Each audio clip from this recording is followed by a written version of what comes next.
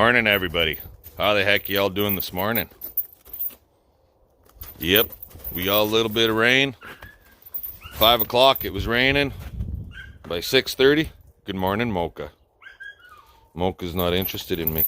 She's interested in why that little yappy sucker's yapping. But he's yapping because he hears me. Anyway, we got a little bit of rain this morning. Like at 5 o'clock, it was raining. And by 7 o'clock, it turned to a little bit of snow. Now it's settling down.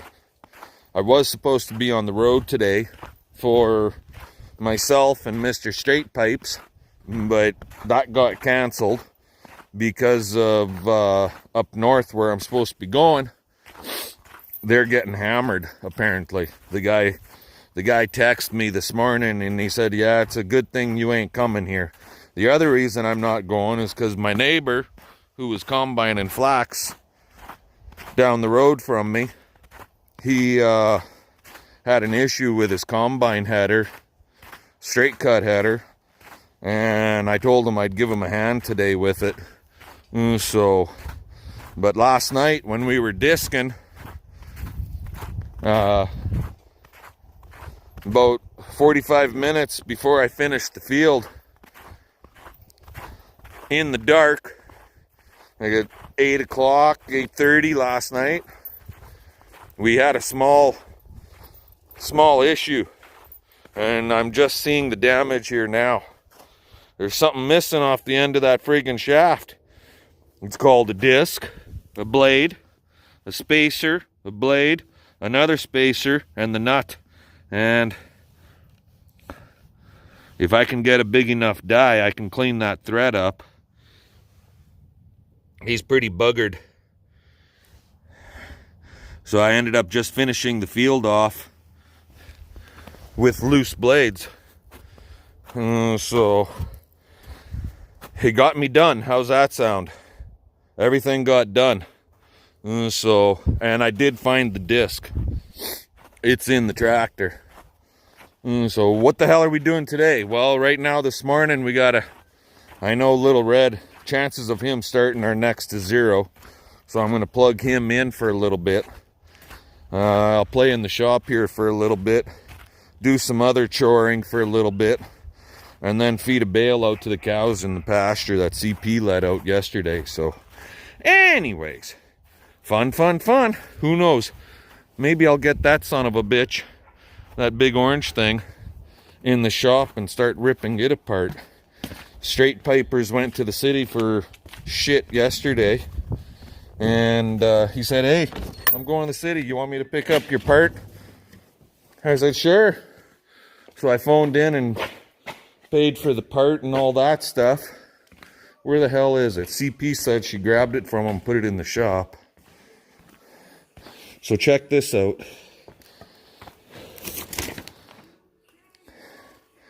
The part was supposed to be $260. Yep. $260 plus freight of $45 fucking dollars from Kansas. And what's it look like? Ugh. And there it is. Right there. There it is. Hopefully that's gonna get us back on the road. Hopefully that's the right friggin' part. 2.5 inch for sure. But yeah, 300 plus dollars for that sucker. 321 bucks for a new spindle. Now to get the old one cut out and the new one installed. Anyway. And we got to cut a bunch more steel for more corral panels. And we got to clean up a bunch of our shop and get that oil all put away. And oh my God, this is the one job I despise, is tidying everything up. I make a mess. I can make a mess in here in an hour, but it takes me a month and a half to put stuff away, or longer. Anyway, let you guys go. We'll bring you back later. Alrighty guys, well, we got these windbreaks back here. I made this windbreak corral for basically for our bulls when we had them in here so they could eat grass off in behind our barn area. And now, because it's that time of the year where the cows basically stay in the pasture 3/4 of the winter until more or less March-ish. So we need to get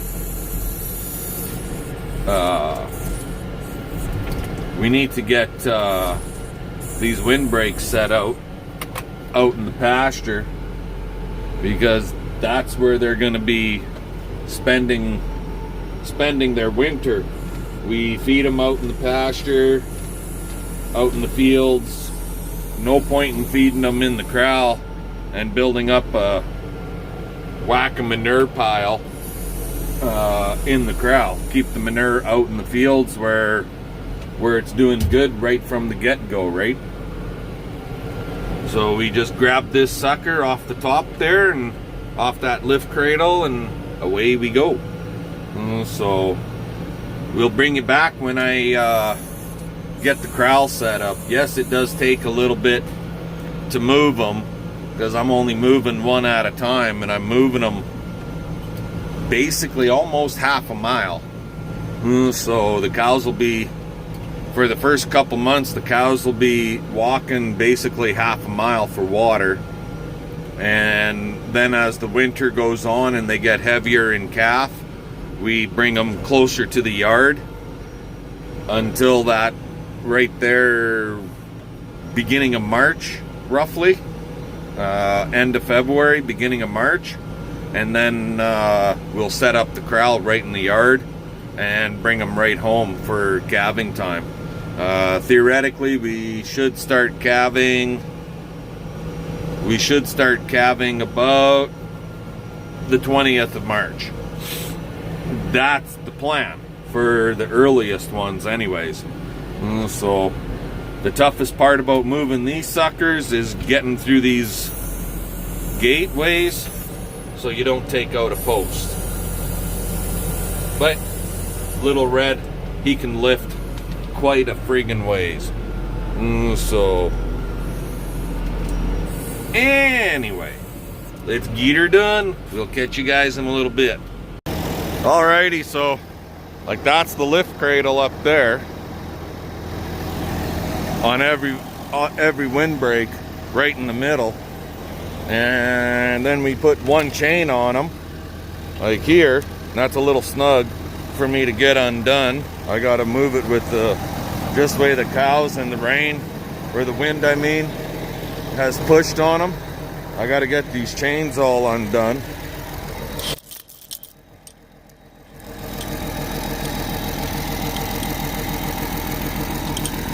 Oh, come on. There, like so. And that one, I'm gonna have to jerk it around a little bit to loosen the chain up. I had it a little snug, but no big deal. And then you just scoop them and go.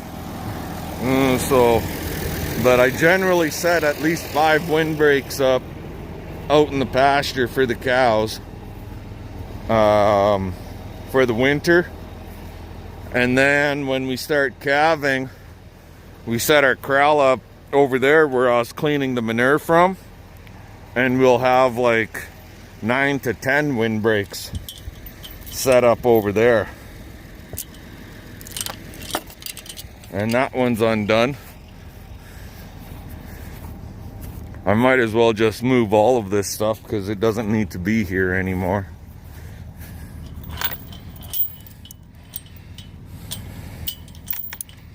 And that one's undone. Anyways, so with no more ado, let's get at her. We'll catch you guys later. Alrighty, so here we are. 5 windbreaks, 30 feet each, so 150 feet, right? Done up in a half moon formation, so to speak. You can kind of see that. And that actually, when it's super windy, they'll actually lock into each other and push into each other. So this will work. And right now, because it's not overly cold yet, I don't think I have to worry too much about bringing straw out for these cows at this point. But this is where they'll get bedded for the next month and a half till basically Christmas. Then I'll move them a little bit closer home, and then they'll stay there until January-ish, and then we'll move them a little closer until basically end of February, 1st of March area, and then they'll be all the way home, like I said before. But what do we got to do here now? We got to get all these chains looped around and tied into each other. So I'll talk to you guys later. Are we having fun yet? Snowing, blowing, snowbanks. It's beginning to feel a lot like Christmas all through the year. Remember that when I say we're putting Christmas lights. Or when we're going Christmas shopping. Some Humbug. days it's okay. Humbug. Humbug. Huh? Bah, humbug. Yeah. Alrighty. Yeah, it's really friggin' snowing here still. But I got this girl in here. She's pissed off right now. I gotta open the head gate, and I'm not going to because somebody's coming to pick her up. Mr. Straight Pipes is on his way. He should be here any second. He already texted a few minutes ago and said he's on his way, and he's not that far away from me. Anyways, so she could fucking sit there for a minute, that jumpy bitch. So the reason she's leaving, it's not, she's going to a preg sale. It's because she, when trapped in a corral or a pen like this, she likes to try jumping over, and she tried jumping over in the corner there, but she tried too late and didn't quite make it. We also got one calf that slipped and fell and has a little bit of a knobby fucking knee, and it's right there actually. Perfect. It's in here. So once he leaves, we'll give her a little bit of drugs, a replacement heifer, and so all will be good. Anywho, I'll bring you guys back in a couple minutes. Yeah, she banged her nose when she tried jumping that gate. Anywho, we'll bring you back. Alrighty guys, well it's like 2:30 in the afternoon now. What are we doing? We're setting bales up for tub grinding. And yeah, it's been snowing here all morning. We've got quite a bit. I don't know how much, but it's snowing. So what are we doing for tub grinding? What do you mean by setting up bales, Panna? So right here, all along there, that's green feed oats. But we're not using all of that right now. So this very first row, wrap bale right there, 10 bales in, that's where we start. And then the next bale is, oh boy. So green feed, and then this next bale is that stuff that we got from our neighbor that was kochia, canola, wheat, oats, wild oats, so on and so forth. That's what's in those ones. Alfalfa. Now if we back up the line a little bit, then I got pea straw. Then I got green feed barley. Then we have last year's slough hay. Then we have gamble crop. Then we have oat straw. So basically green feed oats, shitty alfalfa weed mix, pea straw, green feed barley, slough hay from a year ago, cover crop, or in our case we call it gamble crop, and then oat straw.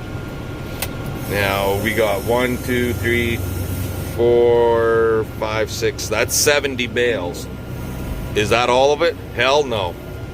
The rotation will change up a little bit as time goes on because we're going to run out of oat straw and we're going to run out of pea straw. So then we'll be adding in different kinds of straw. But because I'm looking at doing about 180 bales. Last year we did 145, and I figure if I do 180 to 200, that'll get me basically into April. So is what I'm hoping for. So that would be all right, actually, right?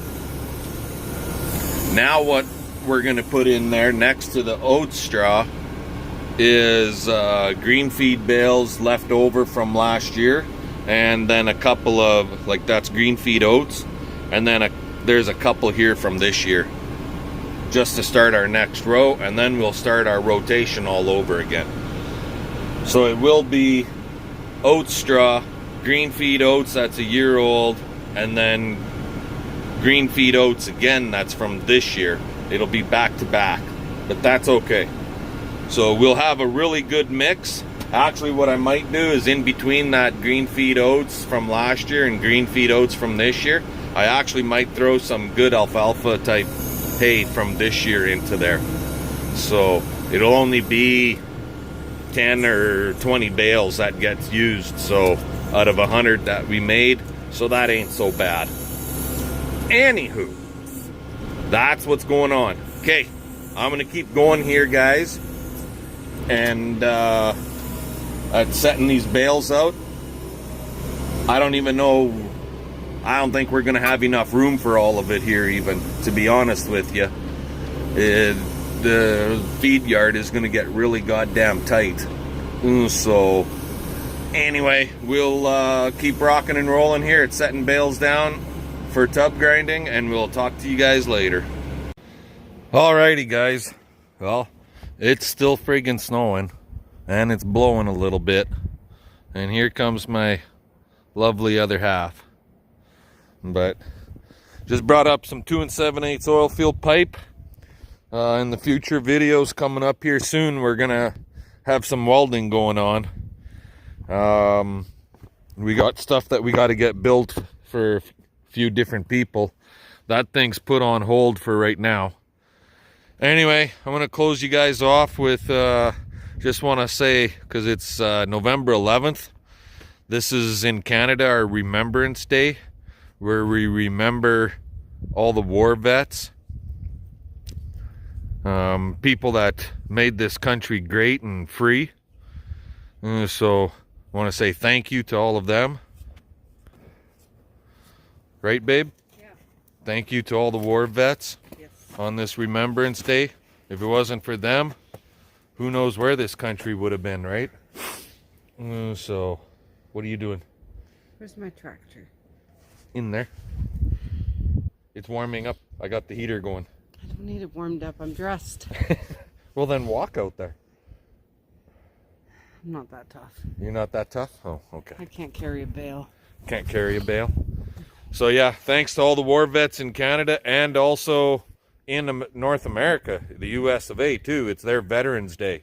And thank you to all of them, because, like, North America, I don't care if you're US or Canada, we all have our war vets and our war heroes and so on and so forth. And we need to remember these people and say thank you. So, again, thank you to all of you guys. Big thumbs up. Anyway, give us comments, subscribe, and fun. Let's get her done. We'll catch y'all later. There's some heat coming off of them pipes, boys.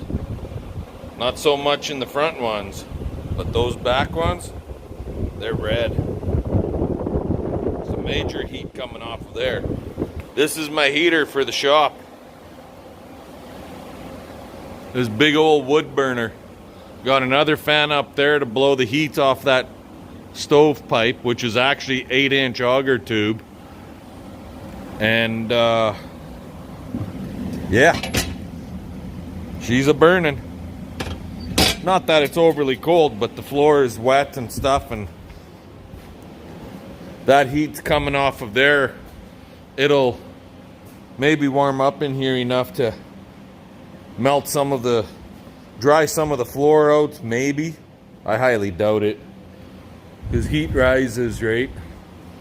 And it's definitely gonna take the moisture off Little Red here. Might even take some of the moisture off Big Blue. For a change, I got him parked in the back half, but I haven't dropped my insulated tarp. I'm gonna lose a lot of heat out there. And so lose a lot of heat up there, lose a lot of heat everywhere in here. But hey, a little bit of heat is better than no heat. Anyways, I'm calling her quits. It's well after 6 o'clock, so we'll let you guys go and we'll talk to y'all later.